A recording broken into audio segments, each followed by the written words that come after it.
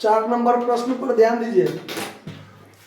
4 number प्रश्न है कि एक व्यक्ति 3% वाले 93.7/8 के दर से 8,000 रुपया के स्टॉक को 4.5% वाले समभाव में हस्तांतरित कर दिया, तो प्रत्येक दशा में दलाली 1/4 हो, तो आय में परिवर्तन बताइए। यहाँ जो आपको दिया हुआ है कि 3% वाला स्टॉक है, 93.7/8 के दर से 8,000 का स्टॉक को समभाव में क्या किया, हस्तांतरित कर दिया, बदल दिया। तो अब आपको यह देखना है कि उसके पास स्टॉक का जो 8,000 रुपया का स्टॉक था, देखिए तो सवाल को जो लिखा है इसमें उतना क्लियरिटी के साथ नहीं लिखा है, ठीक है, जितना क्लियरिटी के साथ 3 नंबर में लिखा था।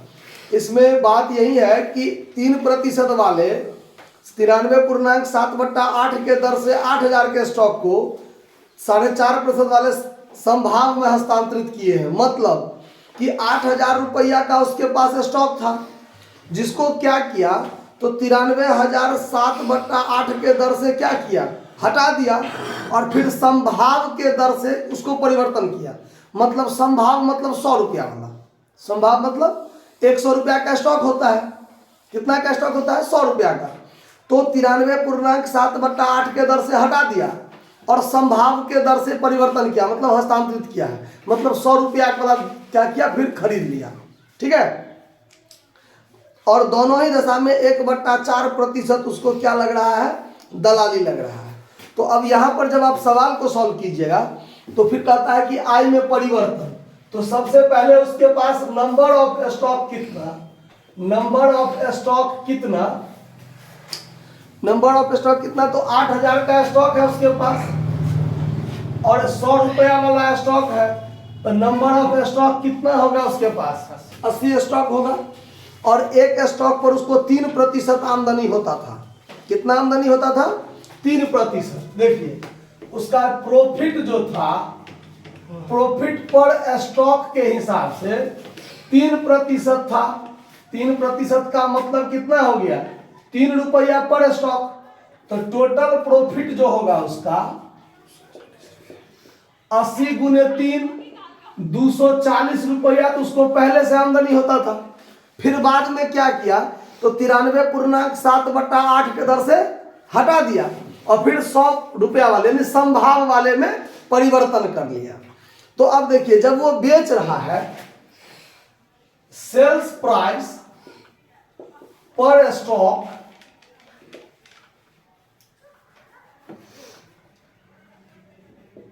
स्टॉक के हिसाब से कितना लग रहा है, 93.7/8, 93.7/8। इसमें दलाली कितना दे रहा है, 1/4%, मतलब 1/4, क्योंकि 100 का स्टॉक होता है।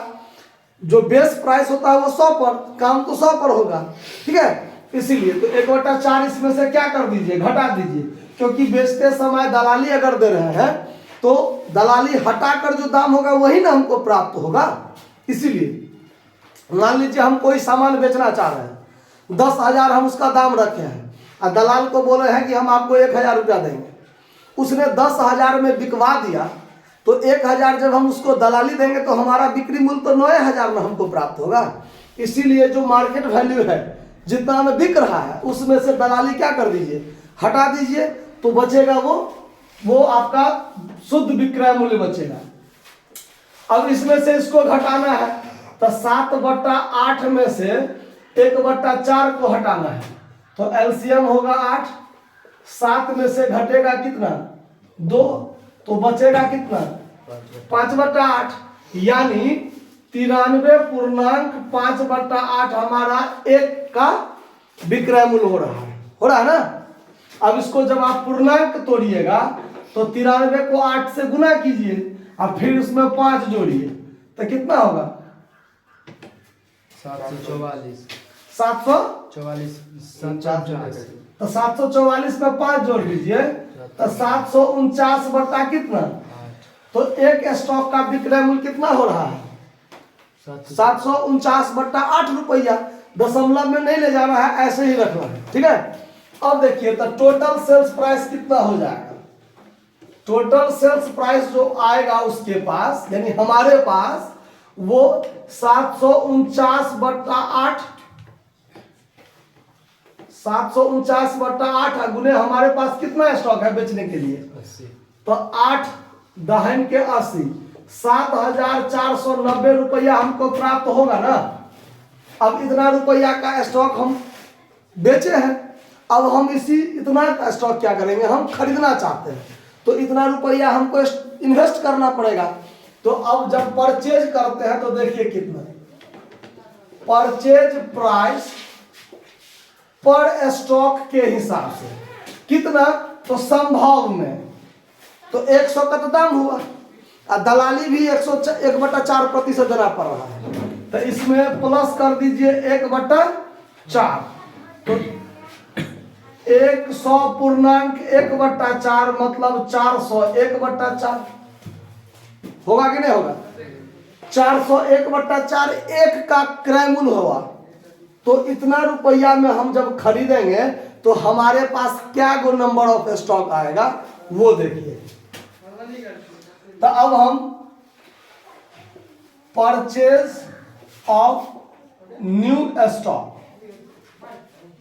कितना, तो 7,490 भागा 400 1/4 करेंगे, तो 7,490 गुने 4/401 होगा कि नहीं होगा?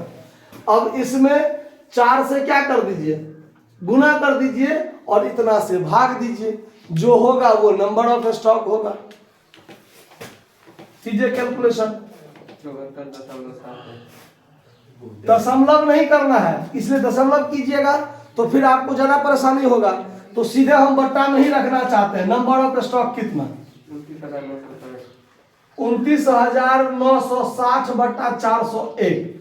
अगर इसको देखिए, अगर इसको पूर्णांक में तोड़ना है, अगर पूर्णांक में तोड़ना है कि हमारे पास नंबर ऑफ स्टॉक कितना, तो इसको पूर्णांक में तोड़ के रखना है, दशमलव में नहीं ले जाना है। आया बात समझो? दशमलव में नहीं ले जाना है, तो हमको उसमें ज़्यादा परेशानी महसूस होगा कैलकुलेशन करने में। इसीलिए हमारे पास जो नंबर ऑफ स्टॉक होगा वो यही होगा, हम इतना ही मानकर चलेंगे, ठीक है। अब सवाल में क्या कहता है कि उस पर आमदनी जो होता है, नया स्टॉक पर जो आमदनी होता है वो 4.5%। कितना प्रतिशत? 4.5%। तो देखिए प्रॉफिट ऑन न्यू स्टॉक पर स्टॉक के हिसाब से, पर स्टॉक के हिसाब से कितना हो रहा है? तो 4.5%, मतलब 4.5% कहिए, मतलब 4.5 रुपया। कितना रुपया? 4.5 रुपया। तो एक स्टॉक पर 4.5 रुपया आमदनी हो रहा है, तो हमारे पास नंबर ऑफ स्टॉक कितना है? 29,960/401 भाग दे के जितना होगा उतना स्टॉक है मेरे पास। तो अब हम टोटल प्रॉफिट देखते हैं। Total profit on new stock, यानी नया स्टॉक जो हम लिए उस पर हमको टोटल प्रॉफिट कितना हो रहा है? तो 29,960/401 गुने 4.5 हुआ कि नहीं हुआ? अब इसमें इतना से गुना कीजिए और तब इतना से भाग दीजिए। चूंकि अब हम रुपया में आ गए हैं, अब हम रुपया में आ गए हैं, तो इतना से इतना गुना कीजिए। 29,960 गुने 4.5 लाइए कैलकुलेटर लाइए। अच्छा शांति बना के रखिए। 29,960 गुने 4.5 बराबर में कितना हुआ? 1,34,820। 1,34,820 भागा में 401 होगा ना। अब इसमें आप भाग कर दीजिए 401 से, तो बराबर में आपको हो गया 336 रुपया। 336 रुपया 2.1 यानी 209 आता है।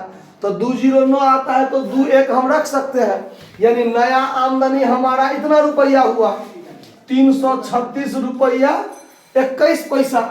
तो अब हमको देखना है कि हमारे आमदनी में कितना वृद्धि हुआ। तो पहले हमारा आमदनी कितना होता था 240 रुपया, और जब हमने पुराना स्टॉक को बेच के नया स्टॉक खरीदा तब हमारा आमदनी कितना हो रहा है पर स्टॉक के मतलब टोटल हिसाब से 336 रुपया 21 पैसा। तो हमारा वृद्धि हुआ ना, तो इंक्रीज इन प्रॉफिट, यानी हमारे आमदनी में जो वृद्धि हुआ 336.21 माइनस 240। अब इसमें से घटाइए तो 60 36 96 रुपया 21 पैसा हमको आमदनी में क्या हो रहा है वृद्धि हो रहा है। आया बात समझ में? है आंसर की नहीं है? आंसर 96 रुपया 21 पैसा आंसर भी है। चलिए नोट कर लीजिए इसको, सवाल क्लियर है।